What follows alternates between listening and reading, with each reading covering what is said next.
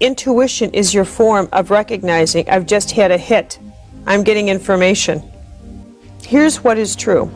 You won't become clearly intuitive if you don't have the capacity or the courage to follow your small intuitive hits. If you can't follow that, you sure aren't going to get a big one. How do you know when it's truly intuition and not wishful thinking or not, imagination? Yeah. Well, you know what? Because intuition makes you feel uncomfortable. Fantasy doesn't. Okay. Oh, wow. Now you've got to say that again. Intuition makes you feel uncomfortable. Fantasy doesn't.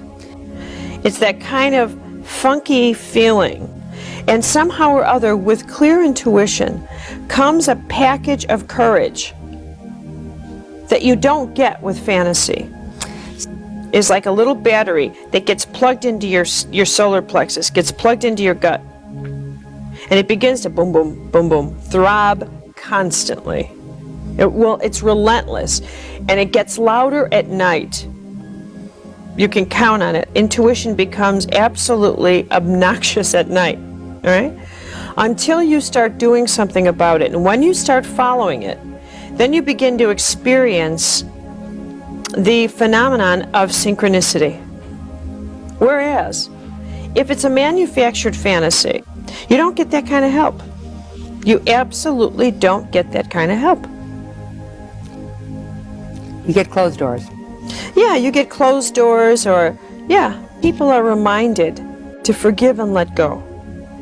When people are holding on to grudges or can't think kindly of somebody, think of how many times you're reminded, will you get on with it and let this go? Now, what intuition generally does is it's a form of guidance for tomorrow and for today, to make the right choices today so that your tomorrow plays out the way it should. You can't get a clear intuitive hit because you're unable to act on it. You enter fog.